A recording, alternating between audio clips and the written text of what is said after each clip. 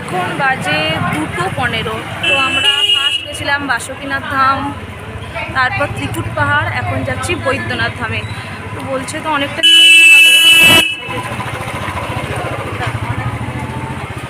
এইদিকে নেই, যাও তো এইদিকে।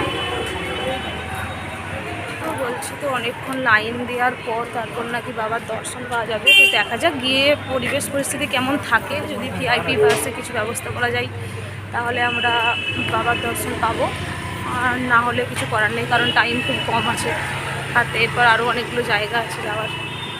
চলো এখন যাওয়া যাক।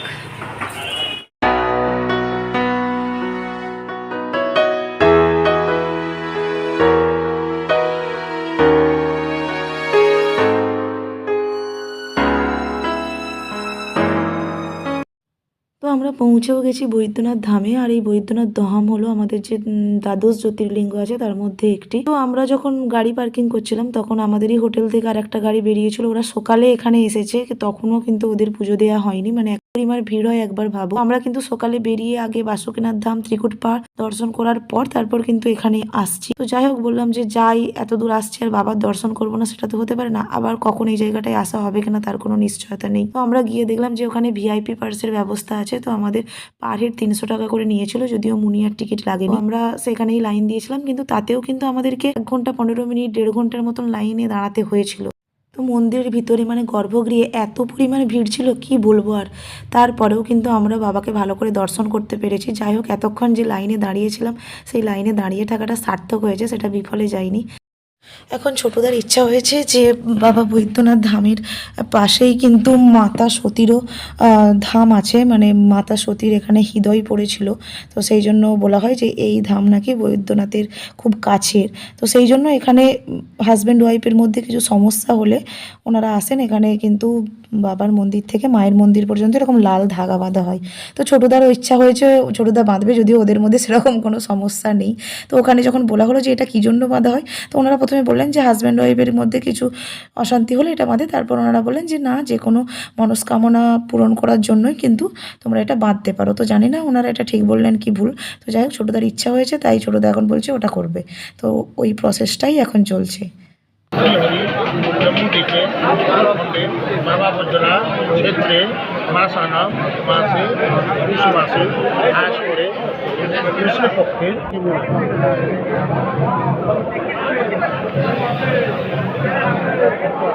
আর এই বৈদ্যনাথ ধামে কিন্তু মূল মন্দিরের আশেপাশে আরও 21টা মন্দির আছে।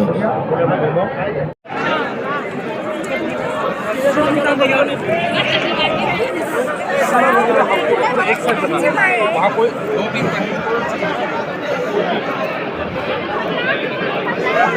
देखा बाबा बैठना था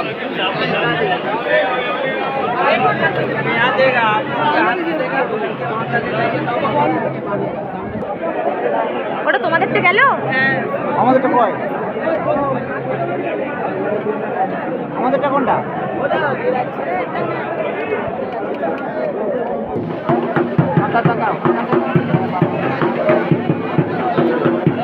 যা যা যা।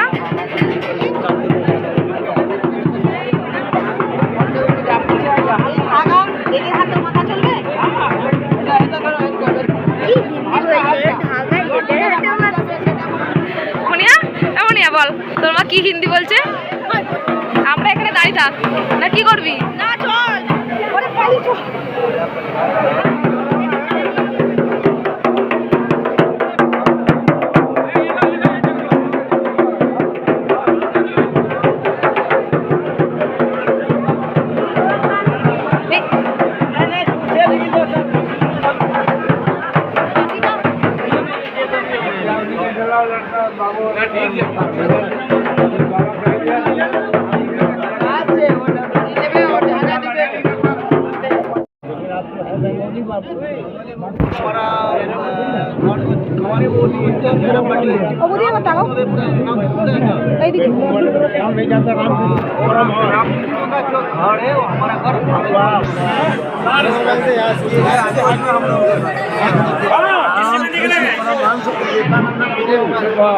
কামারপুকুর, কামারপুকুর।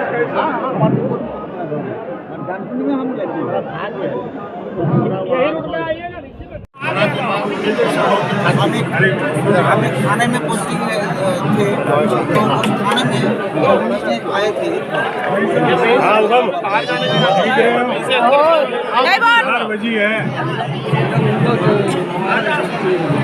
আপনার খালি মেয়ে আছে বোন আছে ওরা মেয়ে আছে সব ঠিক হয়ে যায়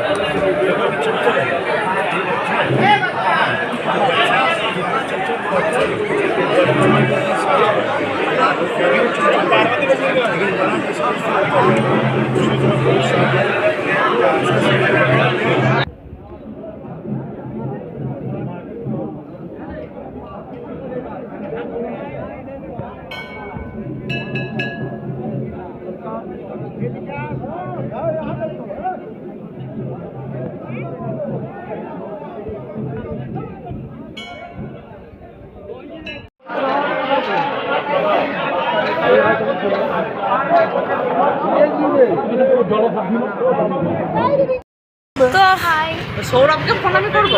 আমরা ওই বৈদ্যনাথ ধাম থেকে বেরিয়ে গেছি, খুব ভালোভাবে বাবার দর্শন হলো, কিন্তু এত ভিড়, বাপরে চামড়া ছেঁড়াছুড়ির অবস্থা। অপুদিত তো মানে যেই কানেরটা পড়েছিল সেটা ছিঁড়ে নিয়েই চলে গেছে। হ্যাঁ, এই যে কানের সেই জন্য খুলে দিয়েছে। ভাগ্যিস মুনিয়ার কিছু, হ্যাঁ মুনিয়ার কানে সোনার কানের ছিল, আর পুরো চাপা হয়ে গেছে, পড়ে গেছে, আর উঠতে পারছি না। বাপরে এরকম ভিড়।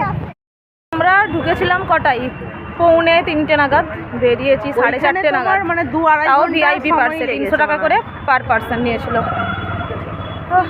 এখন এবার আমাদের লাঞ্চ করা হয়নি, এখন দেখি আর মনে হয় ভাত পাওয়া যাবে না, 4:30-5টা বাজছে, রুটি খেয়ে নিতে হবে, যাও খেয়ে নিতে হবে। তো আমরা বৈদ্যনাথ ধাম থেকে বেরিয়ে যেখানে আমাদের গাড়ি পার্ক করা ছিল, তো ওখানে দেখলাম সামনেই একটা মেলা চলছে, বস্ত্র মেলা টাইপের। তো ওখানে একবার গেছিলাম, আসছে যেহেতু মেলাটা একবার ঘুরেও দেখলাম, যদিও জিনিসপত্রের দাম একটু বেশিই ছিল।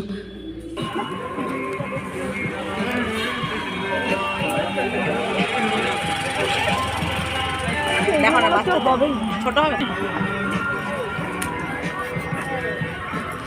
সব, এই তো মেলা দেখানো হয়। তো ওখান থেকে বেরিয়ে আমরা সোজা চলে আসছি লাঞ্চ করতে। যাই হোক কপাল ভালো ছিল, সেই জন্য আমরা ভাত পেয়েছিলাম।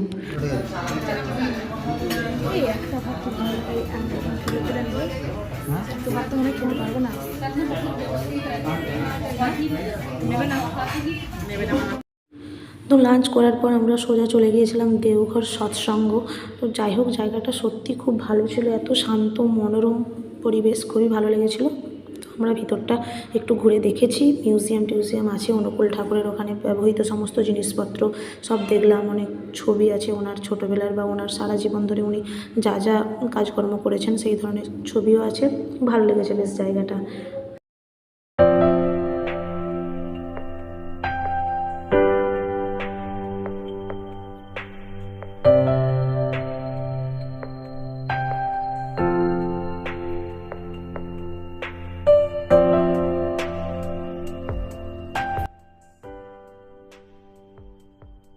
তো আমরা সৎসঙ্গ ঘুরে টুরে তারপর চলে গিয়েছিলাম নলাখা মন্দিরে। তো যদি কেউ তোমরা দেওঘর যাও অবশ্যই কিন্তু এই নলাখা মন্দিরটা ভিজিট করবে, কারণ এত সুন্দর মন্দিরটা কি বলবো।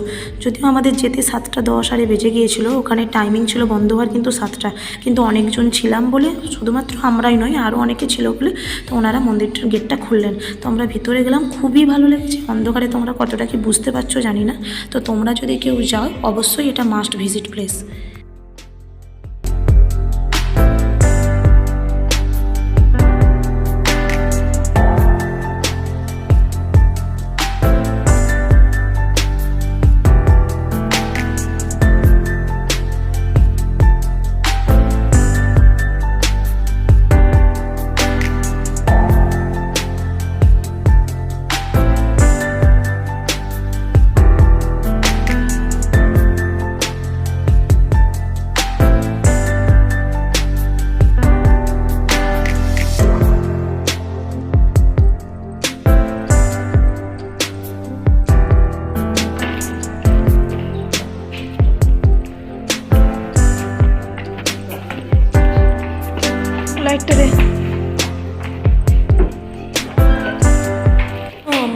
হোটেলে পৌঁছেও গেছি। তখন কটা বাজবে, 9টার মতন বাজবে। তো আজকের ব্লগটাকে বেশ এখানেই শেষ করছি। আজকের এই ব্লগটা যদি তোমাদের ভালো লেগে থাকে তাহলে অবশ্যই লাইক, কমেন্ট, আর যারা এখনও চ্যানেলটাকে সাবস্ক্রাইব করোনি প্লিজ সাবস্ক্রাইব করে দিও। হ্যাঁ, তো দেখা হচ্ছে আজকে নেক্সট subscribe- পার্টে।